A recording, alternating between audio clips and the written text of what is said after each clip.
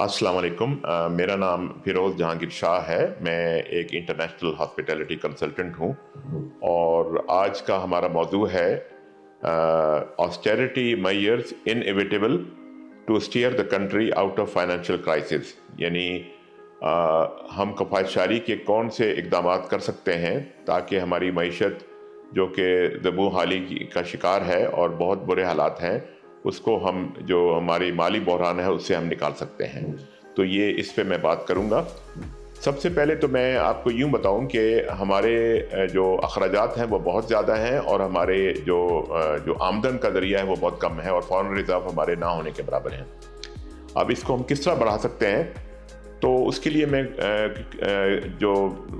गुज़ारिशात करूँगा, मैं चाहूँगा कि हुकूमत पाकिस्तान इन पे गौर करे और ये बहुत मुफीद है, इनसे बहुत फ़ायदा होगा। सबसे पहले तो मैं आपको ये बताऊं कि हमारी आबादी जो है 24-25 करोड़ के करीब है और मुझे ये पता चला कि मेरी नॉलेज में ये था कि 1% 1% आबादी का जो है वो टैक्स पे करता है, लेकिन बाद में मैंने इसको वेरीफाई किया तो पता ये चला कि 1% 1% जो है वो रजिस्टर्ड हैं, टैक्स पेयर हैं, लेकिन वो पे नहीं करते, यानी 1% से भी कम है। तो मैं ये कहना चाहूँगा कि जब हमारी कलेक्शन ही इतनी कम होगी तो हमें तो मुश्किलात का सामना करना पड़ेगा। कोई हुकूमत भी नहीं चल सकती कि जबकि टैक्स का कलेक्शन का सिस्टम जो है वो इतना कम हो, तो इसको फ़ाल करने की बहुत ज़रूरत है। टैक्स का जो है वो उसको बढ़ाया जाए क्योंकि ये बहुत कम है। दूसरी बात यह है कि अभी नई हुकूमत जो है हमारे वजूद में आई है, MNAs MPs वगैरह वो बन गए हैं, वज़रा जो है उन्होंने अपना चार्ज संभाल लिया है और मैंने एक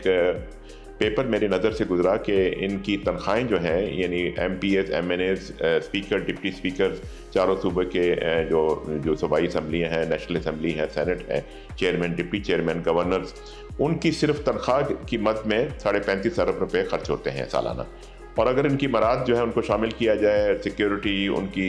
जो है हाउस रेंट वगैरह, फॉरेन उनके travel, phone, utility bills, petrol वगैरह को शामिल किया जाए, तो ये रकम जो है 85 अरब तक पहुंच जाती है। और ये बहुत खुशी की बात है कि हमारे इज़्ज़त माब सदर पाकिस्तान इज़्ज़त माब जनाब आसिफ अली ज़रदारी साहब और जो वफाकी वज़ीर दाखिला है मिस्टर मोहसिन नकवी, इन दोनों ने ऐलान किया है कि वो तनख्वाह नहीं लेंगे क्योंकि जो मौजूदा हालात हैं जिस माली बहरान से गुजर रहे हैं। और मेरी गुजारिश ये होगी कि जो वज़रा हैं या MNAs MPs हैं, गवर्नर्स हैं, चेयरमैन डिप्टी चेयरमैन हैं सेनेट के, जो साहिब हैसियत हैं, उनको चाहिए कि वो सदर पाकिस्तान और वफाकी वज़ीर दाखिला की तकलीद करें और तनख्वाह ना लें। और अगर बाकी लोग जो हैं उनको ये चाहिए कि वो पूरी तनख्वाह की बजाय वो सेक्रीफाइस करें, 50% लें, तो उससे हमें काफ़ी बचत होगी। उसके अलावा जो है हमारे पॉपुलेशन जो है, हमारी आबादी बहुत ज़्यादा है, इसको कम करने की ज़रूरत है और मैं दरख्वास्त करूँगा कि वफाकी हुकूमत से कि वो सूबाई सतह पे और वफाकी सतह पे जो है वो फैमिली प्लानिंग का जो है वो इस चीज़ को इम्प्लीमेंट करें ताकि हमारी आबादी कंट्रोल हो, क्योंकि हमारे वसाइल कम हैं और आबादी बढ़ती जा रही है। और इसके अलावा मैं ये कहूँगा कि हमें ये स्किल ट्रेनिंग जो है, जिसे यानी हमें अपने नौजवान लड़के लड़कियों को, बच्चियों को हमें यानी हुनर सिखाना चाहिए। उसके लिए हुकूमत पाकिस्तान को चाहिए कि तमाम बड़े शहरों में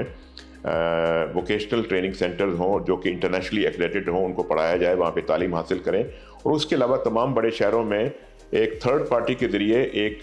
ट्रेड सेंटर जो टेस्ट लेते हैं, ट्रेड टेस्ट का जो ट्रेड टेस्ट होता है, उसकी टेस्टिंग जो है प्रैक्टिकल ट्रेनिंग के लिए एक थर्ड पार्टी के ज़रिए इंटरनेशनली एक्रेडिटेड सेंटर्स हों जहाँ पे इन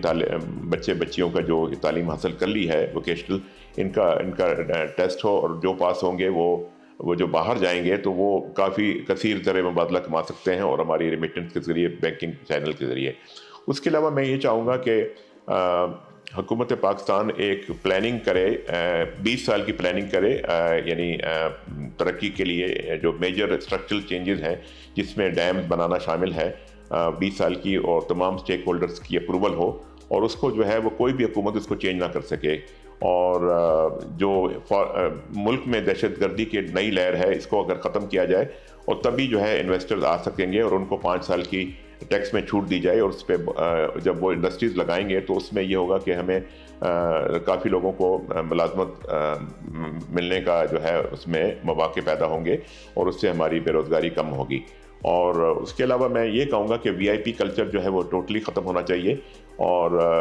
जो वज़ीर-ए-आज़म, सदर और जो बड़े हमारे जो डिग्नेटरीज़ हैं उनके साथ जो सिक्योरिटी की गाड़ियाँ होती हैं वो इतनी होनी चाहिए जितनी रिक्वायर्ड हों, उससे ज़्यादा नहीं होनी चाहिए, उससे बहुत ज़्यादा पैसा खर्च होता है। और उसके अलावा मैं ये कहूँगा कि जो गाड़ियाँ हैं 1800 हमें एक गवर्नमेंट ऑफ पाकिस्तान को एक ट्रांसपोर्टेशन पॉलिसी जो है वो अनाउंस कर देना चाहिए, क्योंकि 2035 में सेंट्रल यूरोप हो गया, यूके है, जापान है, कनाडा और नॉर्थ अमेरिका में 2035 में पेट्रोल और डीजल की गाड़ियां पे ममानित होगी, उसको बैन कर दिया जाएगा। तो हमें चाहिए कि अभी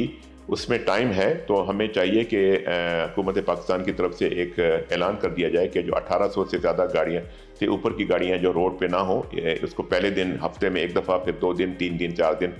5 दिन, हफ्ते में एक दफ़ा, तो यानी अगर 15 दिन तक हम ले जाएंगे, और कोशिश करें कि इसको 365 डेज़ ही पे ले जाएं कि जो है 1800 सीसी से ज़्यादा गाड़ियाँ जो है रोड पे ना हो, क्योंकि जिनके पास बड़ी गाड़ियाँ हैं उनके पास छोटी गाड़ियाँ भी हैं, तो उससे पेट्रोल की काफ़ी बचत होगी, क्योंकि पाकिस्तान हुकूमत जो है वो कसीर ज़र मुबादला जो है वो इस पर खर्च करता है। और उसके अलावा मैं ये कहूँगा कि जो हमारे लेजिस्लेटर्स हैं वो ऐसे कानून साज़ी करें और इदारों को मजबूत बनाएं, ऐसे कवानीन बनाएं, और करप्शन का बिल्कुल कला कमा किया जाए, और इसमें ज़ीरो टॉलरेंस हो। और आपको मैं ये बताना चाहूँगा कि चाइना में जो है इसकी कैपिटल पनिशमेंट है और सज़ाए मौत है, तो हमें इसके लिए कैपिटल पनिशमेंट ही मेरी सजेशन भी है, रिकमेंडेशन भी है कि ये रखा जाए, और अकरब फरवरी को ख़त्म कर दिया जाए, और मेरिट ही सिर्फ जो है वो होनी चाहिए मुलाजमतों में। उसमें ये होगा कि मेरिट की वजह से अच्छे लोग आएंगे और वो इदारों को मजबूत करेंगे। और उसके अलावा मैं ये बात करना चाहूँगा कि अमेरिका में 3 वजारतें जो हैं वो एक साथ होती हैं, एजुकेशन, हेल्थ और सोशल वेलफेयर। तो पाकिस्तान हुकूमत को भी चाहिए कि ये तीनों चीज़ों का आपस में इंटरलिंक्ड है, बहुत गहरा ताल्लुक है, और ये जो है बनाई जाए, और इस पे एजुकेशन पे और उस पे हमारे बजटरी एलोकेशन ज़्यादा होनी चाहिए, हेल्थ, एजुकेशन और जो है सोशल वेलफेयर पे। और कवानीन, बैंकिंग कवानीन बहुत सख्त करने की ज़रूरत है, क्योंकि माजी में बहुत से बासर लोगों ने